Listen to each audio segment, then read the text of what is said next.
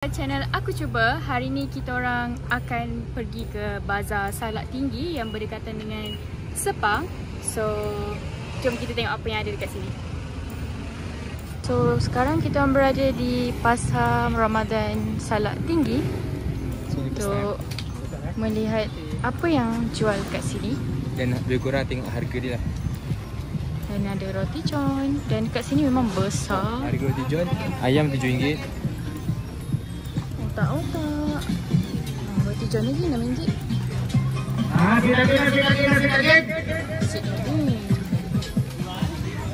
Dan crowd dia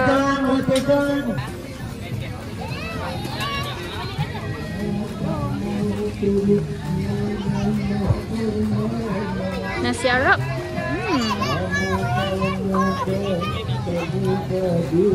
Besar ya, kat sini ada 2 line. Tapi dia pusing separuh roundabout. Tiada Tuhan hanya salah.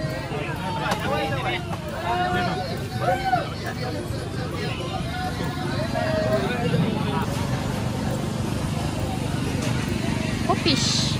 Oh, ni popia. Semua jenis popia ada kat sini. Ayam temikai? Oh, ayam temikai.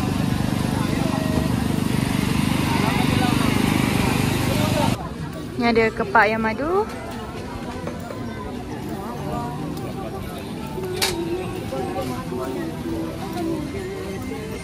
Skot raya.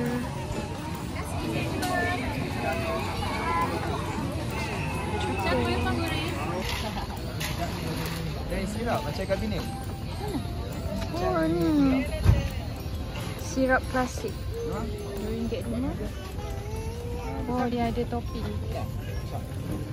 Unik kan? Ah, unik. Komplit. RM5. Satu set RM5.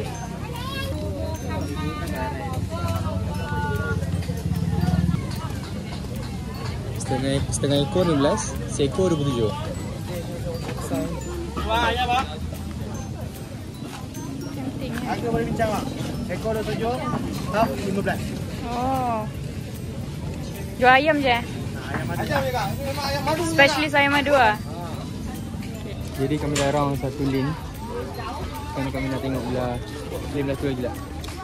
So far harga baloi lah dekat Bazar Salak Tinggi ni. Even roti john pun RM6. Kepala yang 8-10. Kan? Ha. Jom Air sambung. banyak kan? Nak habis dah. Sekarang pukul apa? Sekarang pukul 6.50. Kita orang datang lambat sikit hari ni. Sambung daripada tempat bazar lain tadi. Ada popia sate ayam. Ikan patin, nasi lemak kukus. RM20? RM20 seketul. Baik kan? So banyak kedai yang dah tutup. Sambung. Tapi dah tak ada.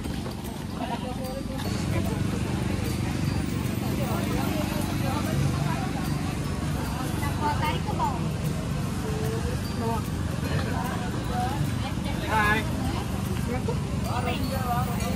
RM5. Decide untuk beli temikai ya.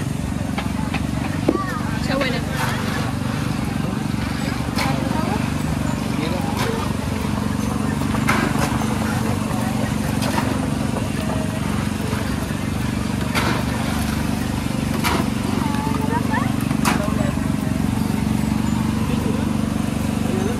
Dia bawa mari-mari.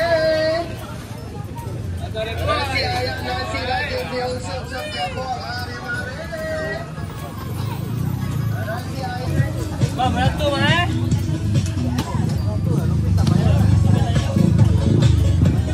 Jadi dah habis lah kita punya video Bazar Salak Tinggi. So kita beli apa? Kami beli murtabak, Hafiz dan tapi tak tahu lah Hafiz mana, dan air temikai. Total kita orang beli RM10. Sebabkan kita orang akan berbuka makanan lain kejap lagi, so kita orang beli yang untuk berbuka sikit-sikit dulu. So far Bazar Ramadan Salak Tinggi best. Cumanya ada banyak kedai yang dah tutup sebab kita orang sampai pun dah lambat. So dalam pukul 6.30 macam tu memang banyak makanan yang dah habis. Tapi dari segi harga okey, acceptable compared to bazar-bazar yang macam terlalu banyak crowd. Sebab sini masih boleh berjalan-jalan dan banyak pilihan yang ada. Thumbs up!